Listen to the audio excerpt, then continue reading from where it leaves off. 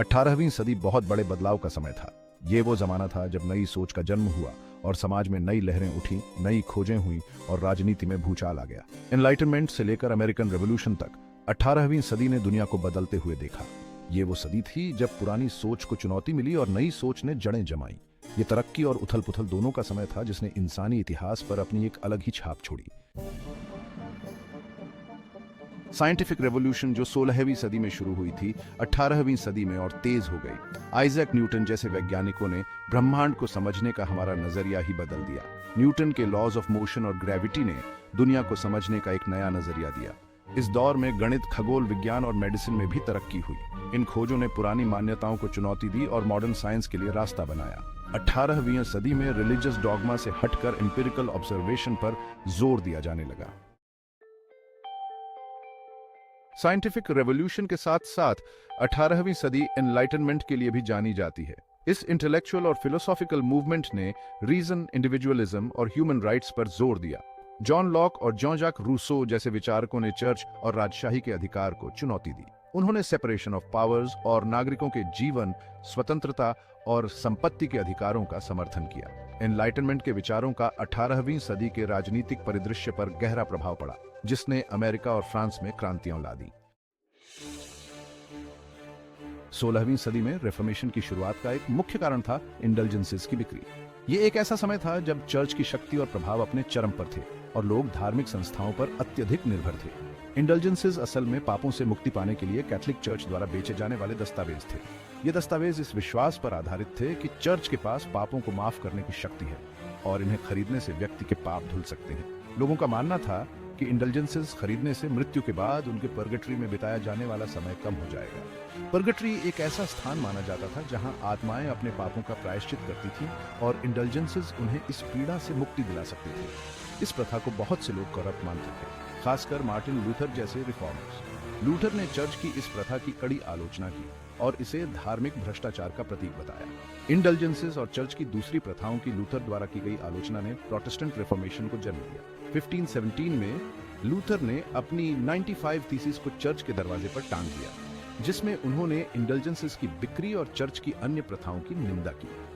इस धार्मिक उथल-पुथल ने यूरोप को और विभाजित कर दिया और दशकों तक धार्मिक युद्ध होते रहे। प्रोटेस्टेंट रिफॉर्मेशन ने न केवल धार्मिक बल्कि सामाजिक और राजनीतिक परिदृश्य को भी बदल दिया, जिससे यूरोप में स्थायी परिवर्तन आए।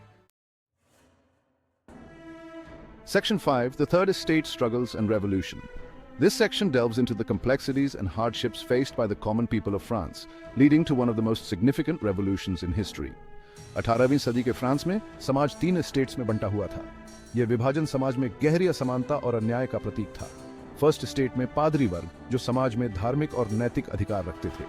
सेकंड स्टेट में कुलीन वर्ग, जिनके पास संपत्ति और विशेषाधिकार थे। और थर्ड स्टेट में बाकी सभी लोग शामिल थे, किसानों से लेकर अमीर व्यापारियों तक। यह वर्ग समाज का सबसे बड़ा हिस्सा था, लेकिन उनके पास सबसे कम अधिकार थे। थर्ड स्टेट पर करों का सबसे ज्यादा बोझ था।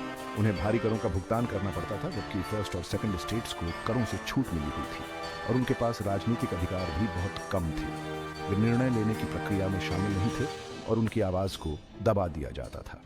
एनलाइटनमेंट के विचारों और आर्थिक तंगी ने मिलकर थर्ड स्टेट में असंतोष को बढ़ावा दिया। एनलाइटनमेंट विचारकों ने समानता, स्वतंत्रता और बंधुत्व के सिद्धांतों का प्रचार किया, जिसने लोगों को अपने अधिकारों के लिए लड़ने के लिए प्रेरित किया।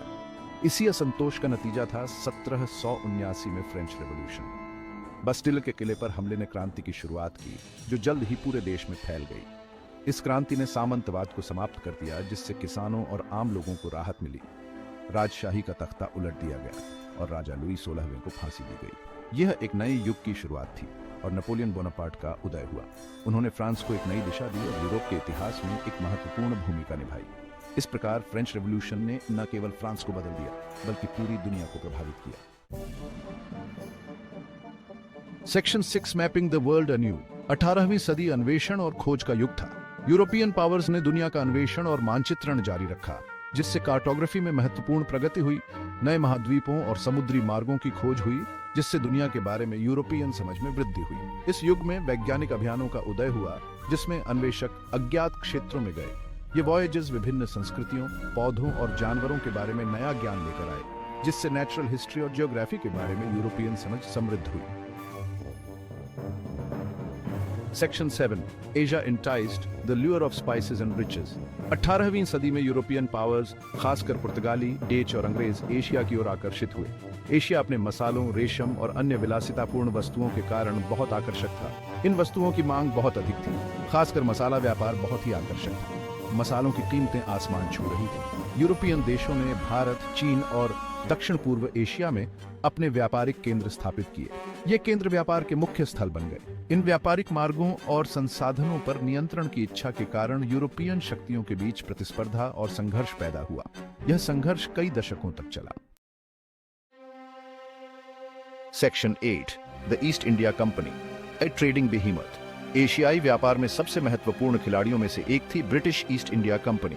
1600 में स्थापित इस कंपनी ने 17वीं और 18वीं शताब्दी में धीरे धीरे भारत में अपना प्रभाव बढ़ाया। शुरुआत में व्यापार पर ध्यान केंद्रित करने वाली ईस्ट इंडिया कंपनी ने धीरे धीरे भारतीय राजनीति और सैन्य मामलों में भी दखल देना शुरू कर दिया। इसने भारतीय शासकों के बीच फूट डालकर और धीरे धीरे विशाल क्षेत्रों पर नियंत्रण हासिल कर लिया और प्रभावी रूप से भारत में एक ब्रिटिश साम्राज्य स्थापित कर लिया।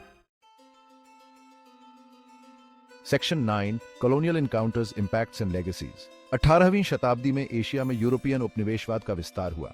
यूरोपियन शक्तियों ने अपने उपनिवेशों के संसाधनों का शोषण किया, जिससे आर्थिक असमानताएं और सामाजिक अशांति फैली।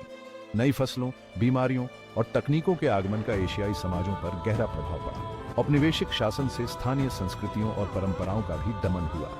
18वीं शताब्दी ने एशिया में सदियों तक यूरोपियन प्रभुत्व की नींव रखी, जिसके उपनिवेशवादियों और उपनिवेशित दोनों के लिए लंबे समय तक चलने वाले परिणाम हुए। Section 10. Echoes of the 18th century. This chapter delves into the profound transformations that took place during the 18th century, a period that has left an indelible mark on the world we inhabit today. 18वीं शताब्दी अभूतपूर्व परिवर्तन का काल थी, जिसने आज हम जिस दुनिया में रहते हैं उसे आकार दिया।